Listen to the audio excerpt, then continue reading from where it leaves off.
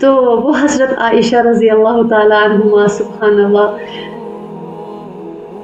ایک دفعہ اللہ کے حبیب صلی اللہ علیہ وسلم سے عرض کرنے لگی کہ یا رسول اللہ میرے لیے دعا کیجیے نا.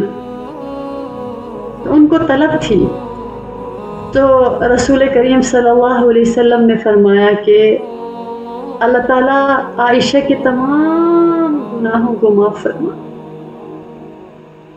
تو کتنی دیکھیں دعا مانگنے والی کون تھی اور دعا دینے والی ہستی کون, سبحان اللہ.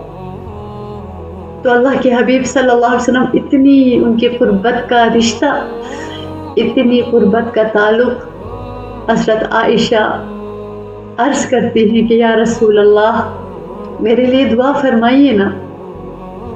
تو اللہ کے حبیب صلی اللہ علیہ وسلم فرماتے ہیں کہ عائشہ, اللہ پاک عائشہ کے تمام گناہوں کو معاف کرے.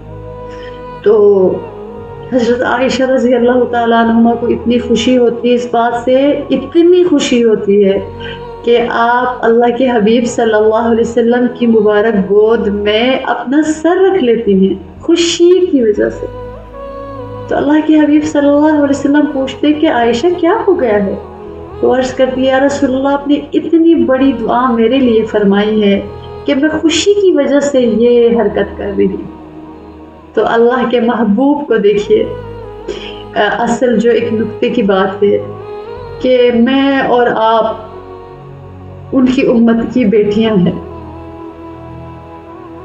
ہماری کوئی اوقات نہیں ہے کیا ہم کہہ سکیں کہ وہ ہماری سفارش کرے.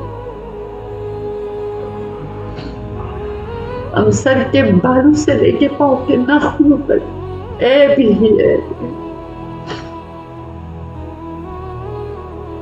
گناہوں سے پر ہے. یہ زبان ہی اس قابل نہیں ہے کہ ہم کہہ سکیں کہ یا رسول اللہ آپ ہماری سفارش فرمائیے.